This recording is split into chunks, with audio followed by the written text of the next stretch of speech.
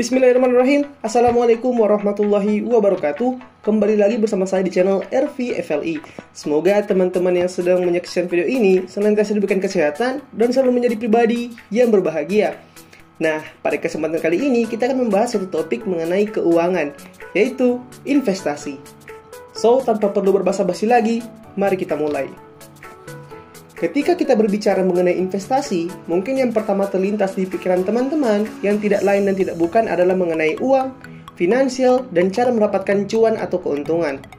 Memang benar demikian, tapi ada hal-hal lain yang harus teman-teman ketahui, yaitu seperti manajemen keuangan, analisa teknikal, analisa fundamental, melihat laporan keuangan, dan masih banyak lagi. Dengan melakukan kegiatan investasi, baik itu secara jangka pendek dan jangka panjang, itu bisa membuahkan hasil positif bagi diri kita. Karena dengan kita menginvestasikan uang kita, uang tersebut menjadi uang yang produktif. Yang istilah kerennya tuh bukan kita yang bekerja untuk uang, tapi uang yang bekerja untuk kita. Dengan melakukan investasi secepat dan sedini mungkin, kita sudah bisa menjamin masa depan kita terkait keuangan sudah selangkah lebih baik dari zaman sekarang. Namun, tentunya melakukan investasi juga memiliki risiko yang cukup besar, yang dimana kita bisa rugi secara tiba-tiba. Nah, maka dari hal tersebut, saya membuat video ini sebagai suatu bahan rujukan mengenai ilmu investasi yang teman-teman semua bisa aplikasikan ketika ingin berinvestasi. Lebih tepatnya, saya akan sharing pengetahuan saya terkait dengan investasi. Hal-hal yang harus diperhatikan sebelum memulai investasi. Yang pertama, niat. Sebelum memulai investasi, hal yang paling penting adalah niat. Teman-teman harus memiliki niat yang baik dan niat tersebut harus sungguh-sungguh. Sehingga jika teman-teman mengalami beberapa hal yang menyulitkan ketika investasi, teman-teman sudah punya niat untuk hal tersebut. Dalam hal ini seperti niat untuk manajemen keuangan secara baik, niat terus belajar, dan terus menginvestasikan bagian kepala lebih penting daripada yang lain. Dan niat-niat lain yang mendorong teman-teman agar bisa lebih semangat dalam berinvestasi dan anti putus asa. Yang kedua, memahami investasi. Tentunya sebelum melakukan hal yang ingin dikerjakan, alangkah baiknya teman-teman tahu dulu mengenai hal tersebut. Begitupun investasi. Dalam artian teman-teman harus bisa memiliki wawasan yang cukup luas terkait apa itu investasi, jenis-jenisnya, manfaatnya, risikonya, dan lain sebagainya. Sehingga jika teman-teman melakukan investasi, kegiatan tersebut dapat berjalan efektif sesuai tujuan investasi yang teman-teman terapkan.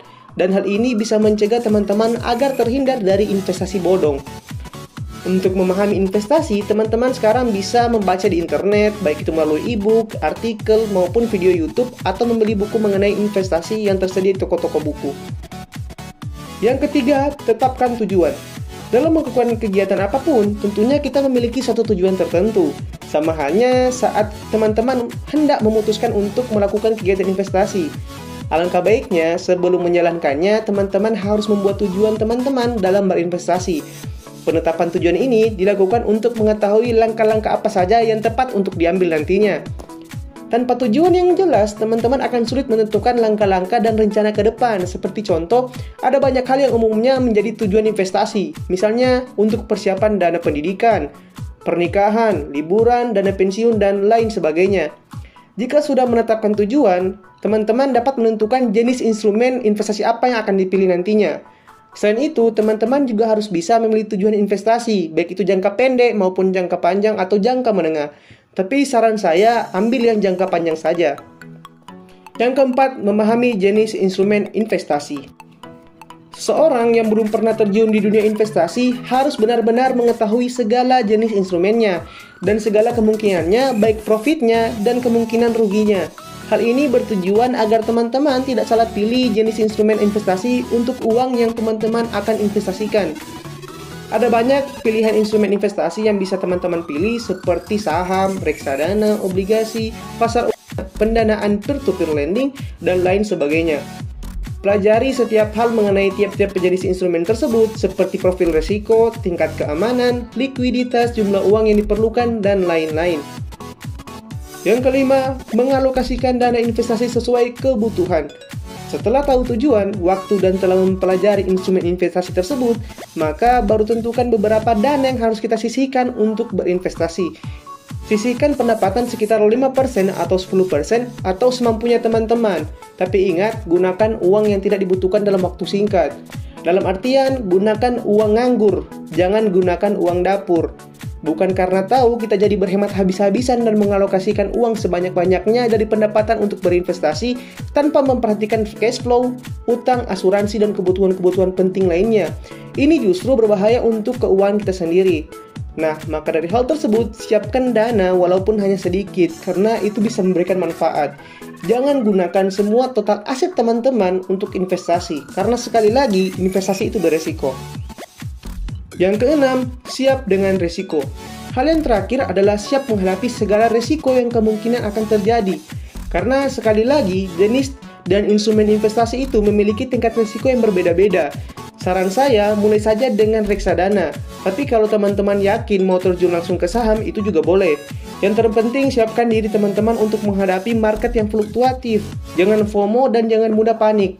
Kalau market lagi tidak stabil dan teman-teman mengalami minus, teman-teman sudah siap menghadapinya.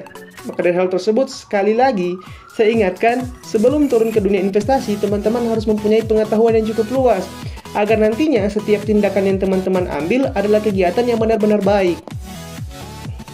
So, itu saja untuk video kali ini, dan jika teman-teman tertarik untuk terjun ke dunia investasi, saya mempunyai rekomendasi platform sekuritas tempat investasi yang diawasi OJK, yaitu Ajaib. Aplikasi ini bisa teman-teman unduh di App Store dan Play Store.